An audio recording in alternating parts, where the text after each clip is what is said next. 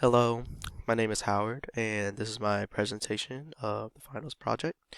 The movie I watched was Killer's Paradise by Giselle Portanier, and going through it, basically the movie is a 2006 documentary, and it basically goes over the unsolved murders in Guatemala City, specifically in women. It is a big femicide in Central America. In the movie, there was multiple accounts of different cases that the documentary brought up. One notable case was Claudia Velasquez, and she was basically a 19-year-old girl. She had a lot of success predicted by her family, and one day she was out with her boyfriend, and after that night, she was found in the morgue the day after. And in that case, the father did demand for investigation, but she was noted as a prostitute, and investigation went on and on. And essentially, the film just go over multiple cases of why women are just dying left and right, but then there is no investigation further on this study. This movie right here, I will play it if able to be heard by it, but essentially it goes through multiple accounts that validates the documentary that I personally just watched. And most of the cases, the daughters of mothers are actually killed. All around, women are killed, and this ends up in orphanages and children without mother, or vice versa, mothers without their children anymore. You can watch this movie when you view my Walker Tea. Next, I found this article that basically is a little bit more modern and reports um, that amount of females that are dying a little bit closer to date since the movie and the documentary is around 2007.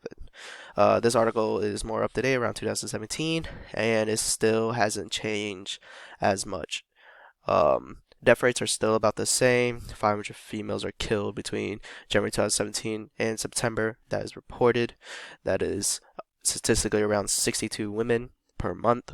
And Latin America is now, or Central and Latin America is now considered one of the highest rate for women femicides in the world. Um, One notable NGO director is Norma Cruz. If you look more into the women's support in Guatemala, her name's come up a lot. She is a survivor, the founder of the Survivor Foundation.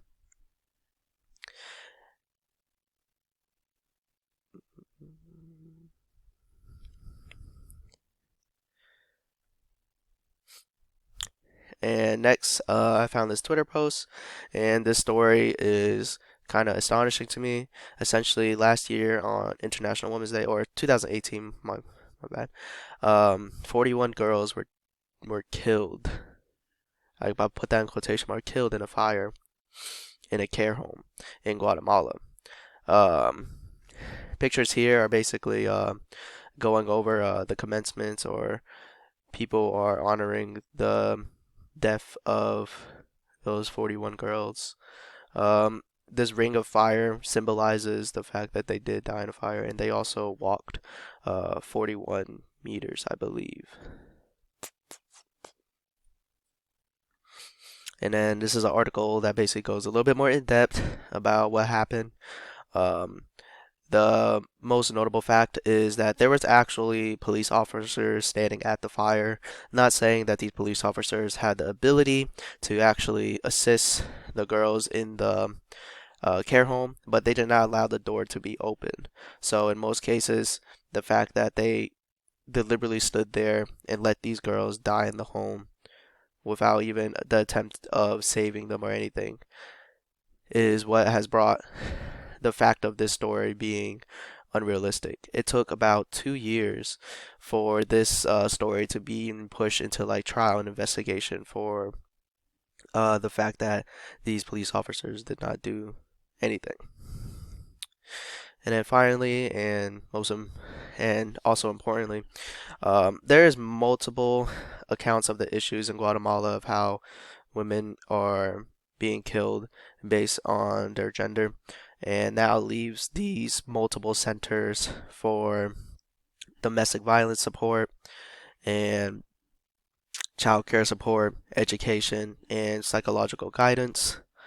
Um, this Instagram page is one in particular that I was able to find, um, and I believe that this is equally important to the fact of women being killed in genocide in Guatemala in a way, and it ties back into the film Killer's Paradise.